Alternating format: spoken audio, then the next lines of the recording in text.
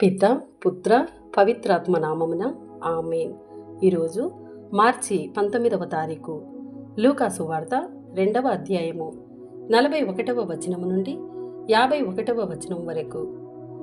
ఆయన తల్లిదండ్రులు ప్రతి సంవత్సరము పాస్కా పండుగకు యెరూషలేమునకు వెళ్ళేడివారు. యేసు 12 ఏళ్ల వయసు కలవాడైనప్పుడు వారు తమ ఆచారము ప్రకారము పండుగకు వెళ్ళిరి. పండుగ దినములు ముగిసిన పిదప వారు తిరుగ ప్రయాణమయ్యిరి. కాని బాలయేసు యెరూషలేములోనే ఉండిపోయెను. తల్లిదండ్రులు అది ఎరుగరైరి. యేసు యాత్రికుల సమూహములో ఉండునని భావించి ఒకనాటి ప్రయాణము కొనసాగించిరి. అప్పుడు వారు తమ బంధువులలోనూ పరిచితులలోనూ బాలుణ్ణి వెదకనారంభించిరి.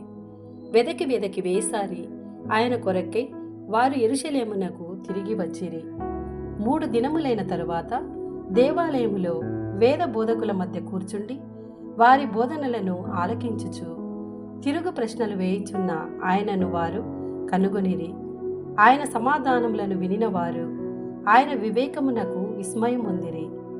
యేసును చూచి తల్లిదండ్రులు మిక్కిలి ఆశ్చర్యపడిరి. అప్పుడు తల్లి ఆయనతో, కుమారా, ఎందుకు ఇట్లు చేసితివి? నీ తండ్రి నేను విచారముతో నిన్ను వెదుకుచుంటిమి అనేను. మీరు నా కొరకు ఎలా వెదికితిరి?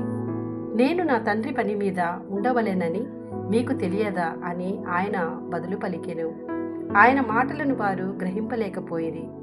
అంతటా యేసు వారితో నజరేతునకు తిరిగి వచ్చి తల్లిదండ్రులకు విధేయుడై ఉండెను.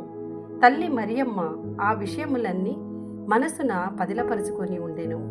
ఇది ప్రభుని వాక్కు. సర్వేశ్వరునికి వందనములు.